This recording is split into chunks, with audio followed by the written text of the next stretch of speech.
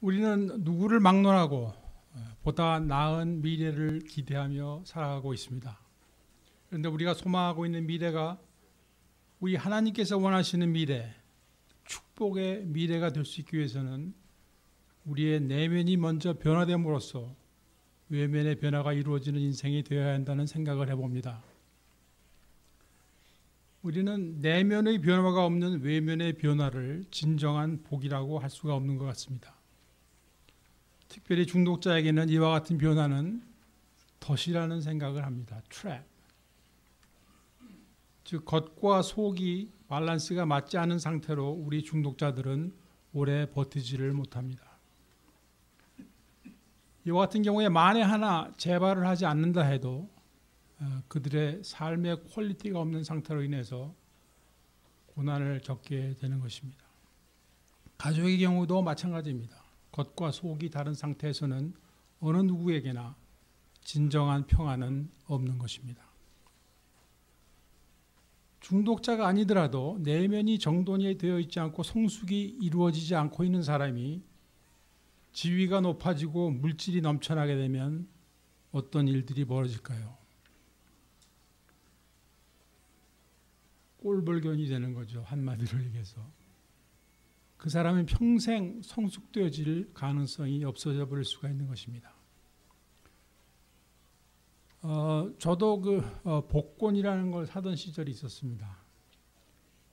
끊고 나서 몇 년이 될 때까지도 별다른 생각 없이 그저 습관적으로 구입했습니다. 그런데 어느 날 제가 정직하게 생각해 보는 시간을 가졌습니다. 만약에 내 이 $10 밀리언짜리 복권이 당첨되면 어떻게 할 것인가? 정말 정직하게 생각해 보았더니 그 당시 저의 본전으로는 이 복권 당첨이라는 사건이 저에게 유익이라는 결론이 나오질 않았습니다. 힘들이지 않고 얻어진 이 많은 물질들로 인해서 정말 중요한 일들이 희생될 것이라는 생각이 들었기 때문입니다. 우리가 지난 강의 시간에는 앞으로 이루어져 나가고자 하는 그 우리들의 삶의 변화에 대해서 말씀을 드렸습니다. 6가지인데요. 우리가 추구해 나가야 할 삶의 변화. 첫째, 하나님과의 관계 회복이 있어야 합니다. 둘째로, 우리 성격상 결함에 대한 대책과 상처의 치유가 이루어져야 하는 것입니다. 그렇게 되어질 때 세 번째, 진정한 인간관계의 회복이 가능해집니다. 그래서 그 결과로 인해서 네 번째로 우리의 삶 속에서 마귀의 활동 범위가 극소화되고 하나님과의 친밀한 관계가 강화됩니다. 그래서 그 결과 다섯 번째, 우리가 내면의 진정한 평화와 자유와 행복이 무엇인지를 알게 되고 누리게 되는 것입니다. 여섯 번째로, 이웃을 사랑하고 하나님의 일을 감당하며 그분께 영광을 돌려드리는 삶을 살게 되는 것입니다. 이것이 리커버리입니다. 이것이 회복입니다. 그리고 또 회복은 현재 진행형의 영적 전쟁입니다. 회복은 과거 완료형이 아니라 현재 진행형이라는 말씀입니다. 그러므로 우리는 항상 깨어 있어야 하고 매일 조금씩이나마 앞으로 전진해야 하는 것입니다. 그리고 우리가 이 전쟁을 승리로 이끌기 위해서는 현재 내가 대치하고 있는 적군에 대해 확실한 파악을 하고 있을 뿐만 아니라 현재 나 자신의 상태도 잘 알고 있어야 하는 것입니다. 4단계는 우리가 이 전쟁에서 지속적인 승리를 거두기 위해서 준비하는 과정으로서 나의 자산과 부채, 즉 나의 강점과 약점을 자세히 조사하는 것입니다. 여러분, 우리가 사업체가 그 자산을 키워나가고 부채는 줄여나가야지 성공적인 사업체가 되는 거 아닙니까? 그와 마찬가지로 우리 신앙생활, 회복생활도 마찬가지인 것입니다. 그러면 크리스찬인 우리가 가지고 있는 자산이라는 것은 무엇을 말하는가? 우리는 어떤 것을 소유하고 있어야 하고 또 발전시켜 나가야 하는가? 그리고 무엇을 사용하여서 우리가 전쟁에서 승리할 수 있을 것인가? 우리의 자산 첫 번째는 우리는 새로운 피조물이라는 사실을 기억하는 것입니다. 고린도후서 5장 17절 말씀입니다. 그런즉 누구든지 그리스도 안에 있으면 새로운 피조물이라 이전 것은 지나갔으니 보라 새 것이 되었도다. 우리는 새로운 창조 질서에 속한 새로운 하나님의 피조물이라는 사실을 깨닫고 기억하며 매일매일 그에 알맞는 삶을 살고자 정신 차리고 있을 수 있는 것이 우리의 자산입니다. 우리는 이제 더 이상 아무 목적도 없이 이 세상에 왔다가 잠시 후 사라져가는 낙엽과 같은 존재가 아닌 것입니다. 우리들의 인생에는 확실한 목표가 있음을 3단계를 통해서 우리는 알게 되었습니다. 그리고 두 번째로 우리는 하나님의 자녀의 신분이 되어 있다는 것입니다. 요한복음 1장 11절 말씀입니다. 영접하는 자 곧 그 이름을 믿는 자들에게는 하나님의 자녀가 되는 권세를 주셨으니. 우리가 하나님의 자녀가 되는 순간 우리에게는 권리가 생겨날 뿐만 아니라 그와 동시에 의무가 주어지게 되는데 이것은 둘 다 우리에게 유익한 것입니다. 권리 가운데 가장 두드러진 것은 천국 백성이 되는 신분이라고 하겠습니다. 그 다음은 하나님과 교통할 수 있는 권리입니다. 하나님께서는 우리의 기도를 들으시고 응답하십니다. 그런데 우리는 하나님의 자녀라는 것으로 세상 사람들 향해 우월감을 가지게 되는 것이 아니라 이 말씀 속에는 오히려 크리스찬으로서 이 세상에서 거치게 되는 많은 고초와 환난을 담대하게 이길 수 있는 힘을 부어주시는 약속의 말씀으로 생각하기를 원합니다. 그래서 우리가 하나님의 자녀답게 살아가겠다고 책임감을 느낄 수 있게 되는 것이 우리의 자산인 것입니다. 그리고 세 번째로 우리가 하나님의 성품에 참여하는 자가 되는 것입니다. 베드로후서 1장 4절로 7절 말씀입니다. 이로써 그 보배롭고 지극히 큰 약속을 우리에게 주사 이 약속으로 말미암아 너희로 정욕을 인하여 세상에서 썩어질 것을 피하여 신의 성품에 참여하는 자가 되게 하셨으니 이러므로 너희가 더욱 힘써 너희 믿음의 덕의 지식을 지식의 절제를 절제의 인내를 인내의 경건을 경건의 형제 우애를 형제 우애의 사랑을 공급하라. 여러분 땅의 일들과 신령한 하늘의 것을 구별할 수 있게 해주시는 하나님의 말씀이 우리들의 진정한 자산인 것을 깨달아지는 것은 보통 감사한 일이 아닌 것입니다. 그래서 내가 하나님의 성품에 참여하겠다, 하나님의 성품을 닮아가겠다는 결정을 내리고 투자할 수 있는 것이야말로 실로 엄청난 우리들의 자산인 것입니다. 인간이 소유할 수 있는 하나님의 성품이 있습니다. 거룩, 사랑, 신실, 의로움, 자비로움. 하나님께서는 이 모든 것을 우리들에게 소유하게 되기를 원하시고 그리고 그것을 명령하고 계십니다. 네 번째로 우리들은 하나님께서 주신 성령의 은사와 재능을 가지고 있습니다. 그래서 이 모든 자산들이 올바로 사용되어 줄 수 있도록 발견되어지고 발전시켜야 할 책임이 우리들에게 있는 것입니다. 하나님께서는 우리 한 사람 한 사람이 하나님께 영광을 돌리며 자신과 이웃에게 덕이 되고 유익이 될 수 있도록 이미 나누어 주신 은사와 재능이 있는 것입니다. 그리고 우리들에게도 긍정적인 면이 있습니다. 예를 들어서 남들보다 마음이 착한 사람이 있습니다. 동정심이 많은 사람이 있습니다. 다른 사람을 도와주기를 잘하는 사람이 있습니다. 공부하고 연구하기를 좋아하는 사람도 있습니다. 그리고 또 우리들의 회복이 진행되는 가운데 새롭게 발견되어지는 부분들이 있게 마련입니다. 예를 들어서 하나님이 계신 것을 알게 되었고 나에게 믿음이 생겨나고 있다. 내가 이제 끊고 살 수 있다는 사실을 알게 되었다. 남에게 친절을 베풀고 있는 나 자신을 본다. 이제까지 내가 경험한 것, 소유하게 된 것들을 다른 사람들과 쉐어할 수 있다. 나의 참을성이 드러나고 있다. 이제는 하루를 마감하며 감사할 수 있는 마음이 생겨나고 있고 나의 삶 속에 소망이 있음을 알게 되었다. 우리는 이런 모든 긍정적인 것들도 4단계를 통하여 찾아보는 기회를 가지게 됩니다. 여러분들 가운데 아직도 나는 쓸모가 없는 사람이라는 생각을 하시는 분이 계십니까? 또 하나의 희망이 있습니다. 하나님께서는 고장난 것들을 고쳐서 사용하십니다. 무엇이든지 하나님의 손에 온전히 맡겨드리게 되면 그것들이 쓸모 있는 것으로 변화가 됩니다. 바리새인인 사울의 열심은 크리스찬을 죽이고 핍박하는 잘못된 열심이었습니다. 그러나 그 열심이 하나님에 의해 방향이 바뀌어짐으로 인해서 사도 바울의 열심으로 변하여 엄청난 열매를 맺게 되었습니다. 이 죄인 중에 괴수가 사도 중에 사도로 변화된 것입니다.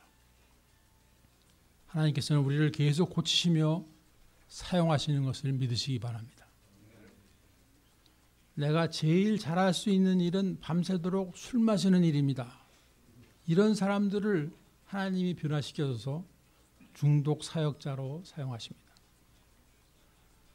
부부싸움이나 이혼, 나보다 많이 해본 사람 나와봐라 하는 사람들을 변화시켜서 가정사역을 하시는 분들로 사용하십니다.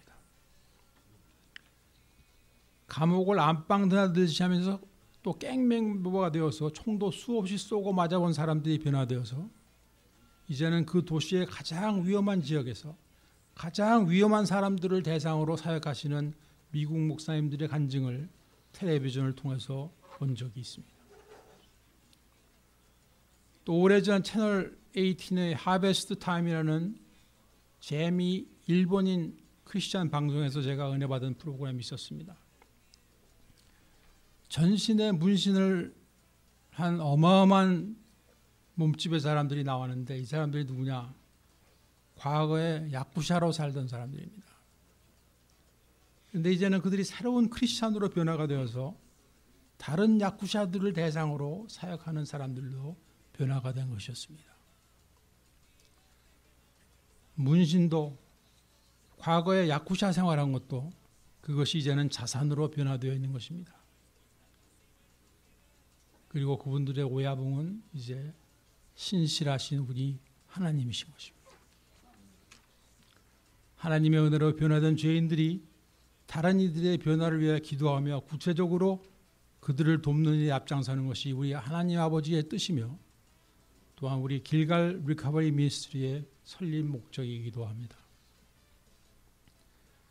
우리가 중독자로서 막장의 삶을 살아본 그 경력이 또 해답 없는 가족으로서 수많은 나날을 눈물과 두려움으로 살아온 그 절망의 삶의 경력이 이제는 모두가 우리의 자산으로 변화되어서 하나님께서 사용하여 주시고 열매를 거두시는 그 사역의 현장에 우리 모두가 동참할 수 있기를 소원합니다. 이제 자산에 대한 말씀을 마치고 부채로 넘어갑니다. 지금 나의 인생에서 수정되고 변화되고 제거되어지기를 원하는 부분이 무엇인가? 그것이 부채, liability입니다. 여러분, 죄의 문제는 우리가 살아 숨쉬고 있는 동안 지속적으로 딜할 수밖에 없는 우리들의 현실의 문제입니다. 24 hours a day, 7 days a week. 이 죄는 거듭난 크리스찬을 향하여서도 끊임없는 유혹을 던지고 있습니다. 그리고 우리가 그 덫에 걸려들게 되면 항상 실패와 후회와 고통이 따르게 되어 있습니다. 그러나 이 무너진 상태를 그대로 방치해 두고 시간이 좀 지나게 되면 그 죄에 대한 우리의 감각이 무뎌지게 되고 얼마 후에는 그 생활에 아예 익숙해지면서 죄가 나의 라이프 스타일이 되고 마는 것입니다. 그리고 우리는 중독 생활이 진행되고 있는 동안에는 현실을 있는 그대로 보고 올바른 대책을 마련할 수 있는 능력이 없어지게 됩니다. 그래서 죄는 또 다른 죄를 낳고 그 사이클은 우리들의 삶 속에서 끝없이 되풀이되고 있었던 것입니다. 그런데 어느 때부터인가 우리의 중독 행위가 중단되었고 3단계에 이르러 예수 그리스도를 나의 구주로 영접하고 우리의 의지와 삶을 하나님께 맡겨드리기로 작정하였습니다.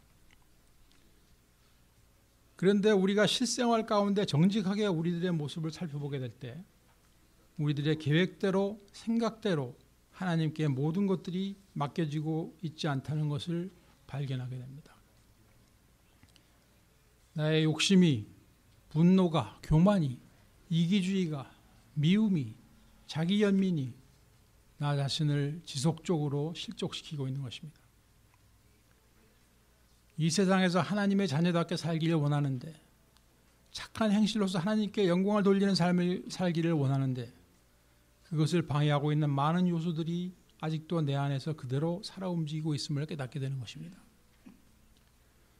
그것이 상처의 결과이든 고의적인 행위이든 또는 중독의 찌꺼기이든 상관없이 그것들을 우리는 확실하게 딜해야만 하는 것입니다.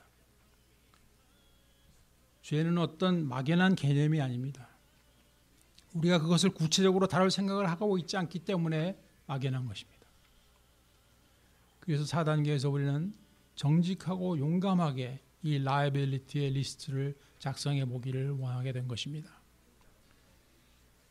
맨 처음에 말씀드리길 원하는 것은 낮은 자존감입니다. 많은 사람들이 내리는 자기 자신에 대한 평가는 그날에 일어난 사건, 지금 만나고 있는 상대방의 나에 대한 태도 또는 자신의 기분에 따라 오르락내리락 하게 마련입니다. 즉 그날 이루어낸 실적에 따라 자기 자신에 대해서 실망하기도 하고 스스로를 프라우드하게 생각하기도 합니다.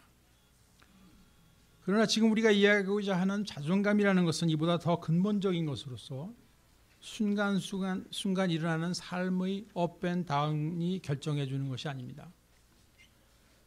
자존감이란 내가 하나의 인간으로서 어느 정도의 가치를 가지고 있다고 스스로를 평가하느냐에 따라서 결정되는 것입니다.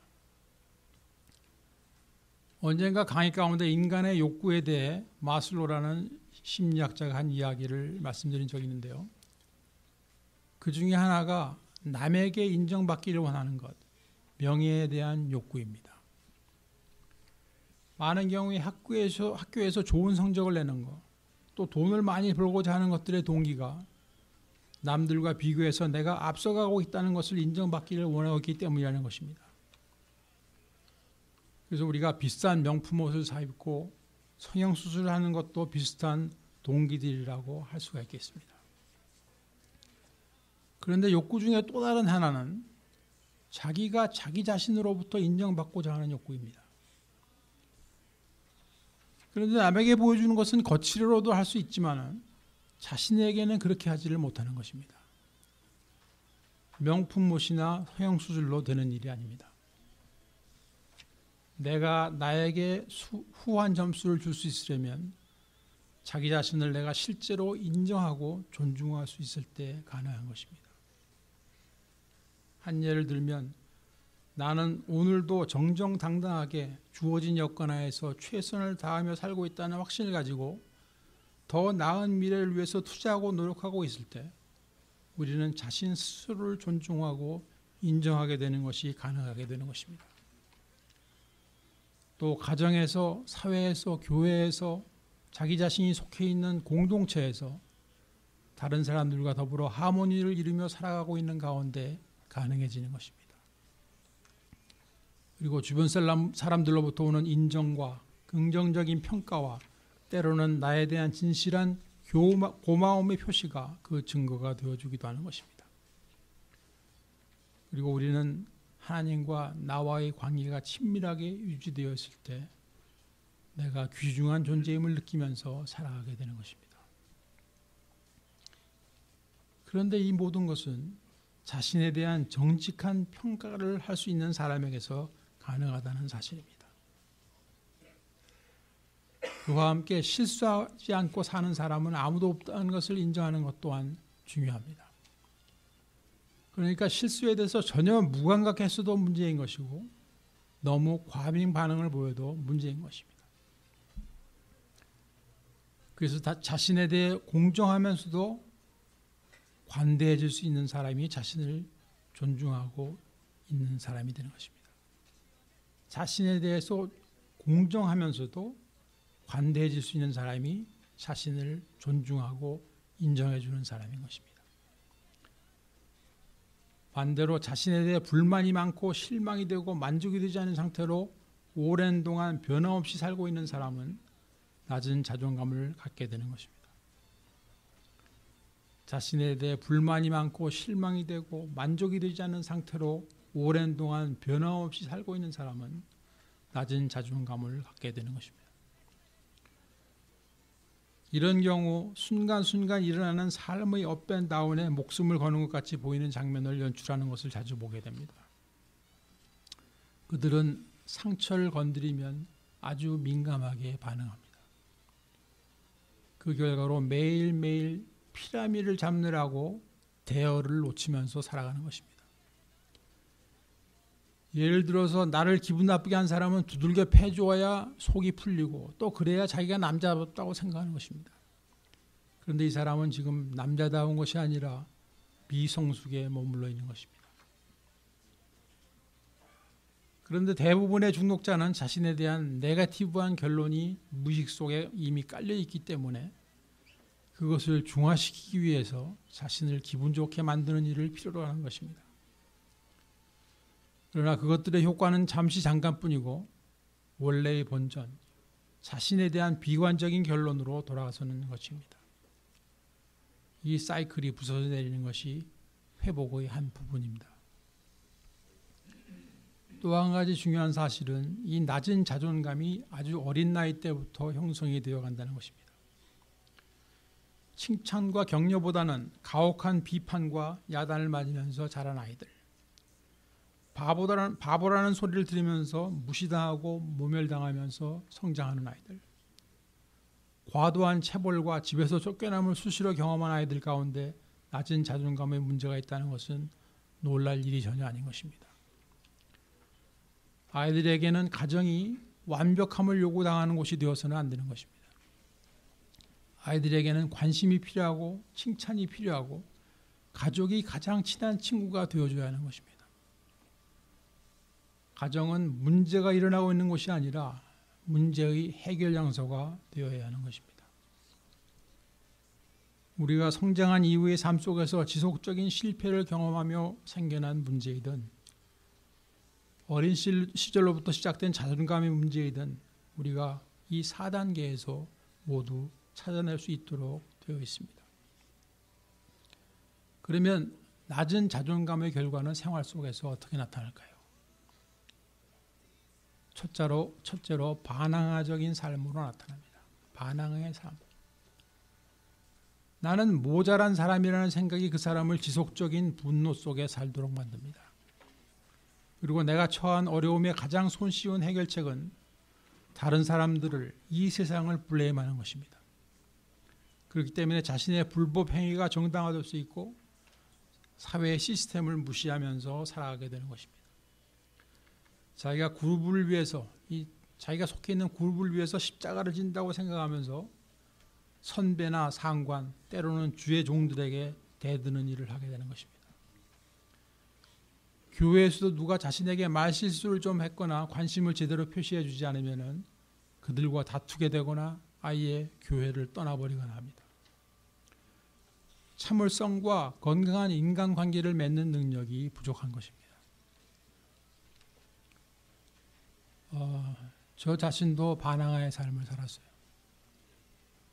중학교 2학년 때부터 담배를 피우고 고등학교 들어와서는 술 마시고 무단결석하고 가출하고 정학, 유기정학, 무기정학 무수히 맞았습니다.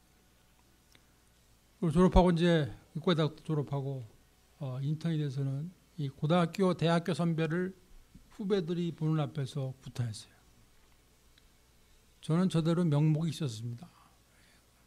당연히 그래야 된다고 생각했는데 그래서 참 지금 생각하면 큰 잘못이죠. 레지던트 때는 반대로 나의 대학 선배를 능멸하는 타교 출신 동료 레지던트를 구타했어요. 군대에 가서는 이 부대 지휘관, 직속 상관을 다른 장교 하사관들 보는 앞에서 구타했어요. 그리고 미국에 온 지 10년 만에 교회라는 곳에 처음 나가는데 몇 개월 후에는 이 성경책을 들고 목사님 사무실에 들어가서 따진 일이 있었습니다. 서리 집사가 담임 목사님 사무실에 성경책을 들고 들어가서 목사님이 뭘 잘못했는가 이 성경적으로 내가 따졌다 이 말이요. 그런데 이 모든 것이 낮은 자존감을 가진 미성숙한 반항의 삶을 말해주고 있는 것입니다. 두 번째로 패배자의 삶을 사는 사람입니다. 이 사람은 무능 그 자체가 삶인 사람으로 보입니다. 매사에 자신이 없고 적극성이 없다 보니 제대로 하는 일이 없습니다.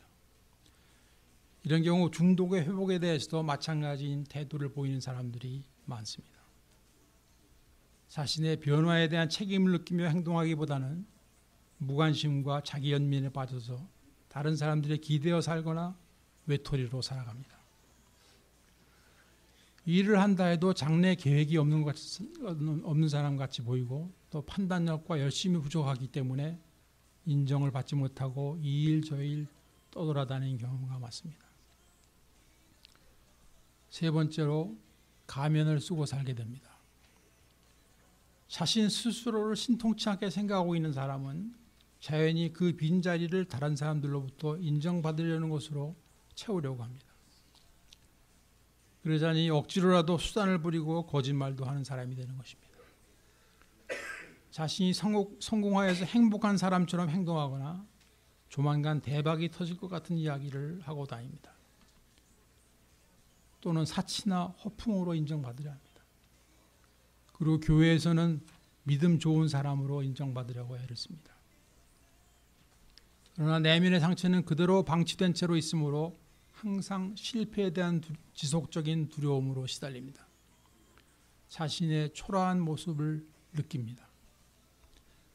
그래서 성공해야 된다는 강박관념으로 완벽주의, 일 중독에도 빠지기도 합니다. 그런데 이런 사람들은 선뜻 신임이 가지 않는 사람들입니다. 시간이 조금만 지나면 겉과 속이 다른 것을 사람들이 눈치채게 됩니다. 그리고 회복 모임조차에서도 자신의 있는 그대로를 현재의 심정을 정직하게 쉐어하지 못하는 것입니다. 우리 4단계는 아직 치유에 관해서 말씀드리고 있는 장면이 아니지만 이 낮은 자존감을 가진 사람들이 어떻게 삶의 방향을 잡아야 할 것인가를 잠시 말씀드리고 강의를 계속하도록 하겠습니다. 첫 번째로 나를 있는 그대로 인정하고 받아들이는 연습을 하는 것입니다. 자신의 문제가 발견되거나 지적을 받게 될 때 부인하고 거부하기보다는 자신을 이해하고 수용하는 것입니다. 중독자는 중독을 인정하고 나서야 회복의 길로 들어서게 되는 거나 마찬가지인 것입니다. 무슨 말씀인가요? 나의 체면보다는 나의 삶의 진정한 가치에 관심을 두는 수준이 되어야만 낮은 자존감의 치유의 시작이 가능해진다는 말씀입니다. 그런데 사람들 앞에서 척하는 사람으로 남아있는 한은 그들의 삶의 퀄리티가 향상되는 것을 기대하기는 힘들 것입니다. 둘째로 내 능력으로 스스로 고치겠다는 생각을 포기하는 것입니다. 우리가 어린 시절로 되돌아가서 모든 것을 원상태로 바꾸어 놓고 다시 시작할 수 있으면 좋겠는데 그렇게는 물론 할 수가 없는 것입니다. 또 무슨 테라피를 몇 차례 받아가지고 되는 일도 아닙니다. 그러니까 하나님께로 향하시기를 바랍니다. 그분께서는 우리를 있는 그대로 받아주시고 키워나가시는 사랑을 베풀어 주십니다. 우리가 말씀을 묵상하고 기도할 때 치유를 경험하게 됩니다.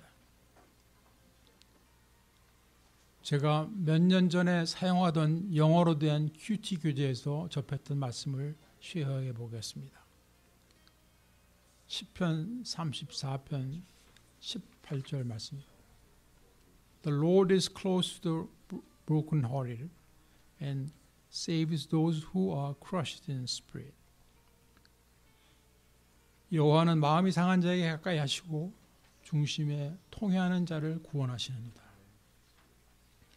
많은 사람들이 자신의 상처를 받고 슬퍼하고 있으면 하나님께서 마음에 안 들어 하실 줄로 생각합니다. 왜냐하면 하나님은 그런 상황에서도 바로 기쁨을 되찾으라고 요구하시는 하나님으로 생각하기 때문입니다. 그러나 우리 하나님께서는 마음이 상한 자에게 가까이 오신다 하십니다. 그분은 동정과 자비를 베푸시는, 우리들의 아픔에도 반응을 보이시는 나와 아주 가까이 계시는 분입니다. 우리들 가운데 어떤 분들은 엮이는 가정에서 경험했던 격리되고 고독했던 심정과 또 나에게는 너무나도 멀리 떨어져 있다고 생각되는 부모님들을 연상하면서 하나님을 내가 감히 가까이 갈 수도 없는 그 어떤 authority figure로만 생각할 수가 있습니다. 내가 어렸을 때 무언가 불만스러워 울며 화를 내게 되었을 때 그 우는 얼굴로는 이 집에 다시 들어올 생각하지 말아라 하는 그 말을 들으면서 집에서 쫓겨나던 때를 기억할 수도 있습니다. 그러나 우리 하나님께서는 우리의 마음이 상해 있을 때 그 상한 심정을 그대로 인정하시며 다가오셔서 위로하시고 힘주시고 치유하시기를 원하십니다. 그분은 바로 우리 곁에 계시는 분입니다. 그러므로 그분에게 정직하십시오. 그리고 그것이 우리가 다른 사람들에게도 정직하게 되는 시작을 도와줍니다. 세 번째로 펠로십의 서포트를 받는 것입니다. 우리는 공동체 안에서 사람들과 서로 이해하며 사랑을 주고받는 훈련을 합니다. 서로에게 정직해지는 연습을 합니다. 그런데 이것 자체가 힘들어서 스스로 외로운 전쟁을 선택하는 분들을 저는 보아왔습니다. 그런데 그분들 중 대부분은 성공하지 못하는 것 같습니다. 네 번째로 자신에게 현실적인 요구를 하는 것입니다. 과대망상적인 계획, 실현성이 희박한 계획을 세우면서 지속적인 실패의 아픔을 되풀이 하는 것은 자존감의 형성에 전혀 도움이 되지 않는 것입니다. 우리에게 필요한 것은 자신의 현재 상황과 한계와 능력을 정직하게 파악하며 그것에 의한 합당한 목표를 세우고 실제로 얻어지는 실적을 경험하게 하는 것입니다. 물론 우리가 때때로 우리의 능력보다 더 큰 일을 감당할 수도 있지만 또 한편으로 우리는 실수도 할 수 있는 인간이라는 것을 인정하고 있어야 하는 것입니다. 그렇게 될 수 있을 때 우리는 우리의 낮은 자존감으로 인해서 사탄의 놀이개감으로 끌려다니는 일들이 중단될 것입니다. 하나님 우리를 고치시고 훈련시켜서 사용하십니다. 그때 우리는 그 다음 수준의 실적을 경험하게 되면서 우리의 자존감도 함께 향상되어지는 것입니다. 라이빌리티에서 부채에서 두 번째로 말씀드리고자 하는 것은 두려움입니다. 이 세상에는 두려움 없이 살고 있는 사람은 없는 것 같습니다. 제가 언젠가 말씀드린 적이 있는데요. 제가 어렸을 때에는 이 정신병 환자들이 그냥 길거리에서 살고 있었어요. 그 중에서 저의 관심을 끄는 사람이 한 사람 있었는데요. 그 사람은 누더기를 걸치고 물론 목욕도 안 하고 머리도 못 감고 식사도 제대로 못하는 것 같은데 항상 웃고 다녀요. 혼자 중얼중얼하다가 하늘을 쳐다보고 싱글싱글 웃습니다. 어린 마음에 저 사람은 무엇이 좋아서 저렇게 웃고 있을까? 이게 굉장히 궁금해서 1시간, 2시간, 3시간, 4시간 그 사람을 따라다니면서 쳐다보던 시절이 있었습니다. 지금 생각해 볼 때 그 사람은 걱정이나 두려움이라는 것은 느끼지 않고 있었을 것 같습니다. 그런데 모든 사람들은 정도의 차이는 있겠지만 누구나 두려움을 가지고 있다고 생각합니다. 성경에서 두려움이라는 단어는 창세기 3장 10절에서 최초로 등장합니다. 그들이 날이 서늘할 때 동산에 거니시는 여호와 하나님의 음성을 듣고 아담과 그 아내가 여호와 하나님의 낯을 피하여 동산 나무 사이에 숨은지라. 여호와 하나님이 아담을 부르시며 그에게 이르시되 네가 어디 있느냐. 가로되 내가 동산에서 하나님의 소리를 듣고 내가 벗었으므로 두려워하여 숨었나이다.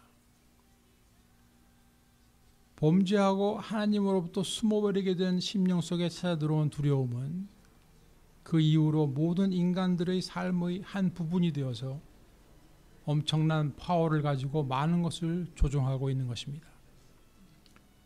여러분, 독재자들이 사용하는 최대의 무기가 무엇인지 생각해 보셨습니까? 그것은 두려움입니다. 그것으로 백성들을 자기가 원하는 대로 조종하고 있는 것입니다. 그런데 자유세계에서 살고 있는 우리들의 개인의 삶 속에도 이 두려움은 이것저것에 자리 잡고 있는 것입니다. 그러므로 4단계에서 우리의 두려움의 원인과 그 결과들은 무엇인가를 살펴보아야 하는 것입니다. 인간은 보통 무엇을 두려워하고 있을까? 첫째로 아이덴티티가 위협받는 것을 두려워합니다. 사람은 개인 차원으로 또는 그룹 차원으로 그들의 고유성과 일치성을 서로 확인하며 그것을 지켜나가기를 원하는 면이 있습니다. 같은 언어와 문화권, 같은 학교 출신, 같은 교회 안에서 흔히 일어나고 있는 일입니다. 그리고 그들의 권익이 침해를 받거나 또는 개인이나 공동체 자체가 사라져버릴 수도 있다는 두려움이 있는 것입니다. 이러한 두려움들이 극단적인 폭력 사태를 유발해 오고 있는 것은 역사 가운데 또 우리 주변에서 지속적으로 관찰되어 오고 있습니다. 테러와 전쟁이 그것인 것입니다. 이러한 두려움이 상대방을 해치고 죽이는 것까지도 정당화시키게 하는 힘을 가지고 있는 것입니다. 우리 개인 차원에서도 마찬가지입니다. 두려움이 자기 자신과 주변에 있는 많은 사람들에게 데미지를 주고 있습니다. 우리는 나의 이익이, 나의 영역이 침해를 받는다는 생각으로 인해서 얼마나 많은 인간관계에 못을 박아왔는지 알 수가 없습니다. 둘째로 불확실한 미래에 대한 두려움입니다. 우리는 밤낮으로 애쓰면서 돈을 벌고 있어도 마음이 편하지가 않습니다. 경기가 나빠지면 어떡하나, 이 잡이 없어지면 어떡하나, 늙어서 가난해지면 어떡하나, 자녀들이 잘못되면 어떡하나, 내가 건강이 나빠지면, 내가 죽으면 어떡하나, 전쟁이 나면 어떡하나 하는 등등 염려는 끝이 없습니다. 중독자와 또 그 가족분들에게는 재발에 대한 두려움도 있습니다. 또 배우자가 나를 버리고 떠나버릴까 두렵기도 합니다. 세 번째로 다른 사람들이 나에 대해서 내리는 평가에 대한 두려움이 있습니다. 이 두려움으로 인해서 우리는 원하지 않는 많은 일들을 하게 되는 것입니다. 이 두려움에 대한 리스트는 끝이 없습니다. 누구나 행복하고 평안하기를 원하고 있는데 우리의 염려와 두려움으로 인해서 현재를 제대로 살고 있지 못하는 것입니다. 어제, 즉 과거는 영원히 흘러갔고 내일, 즉 미래는 아직 오지 않았습니다.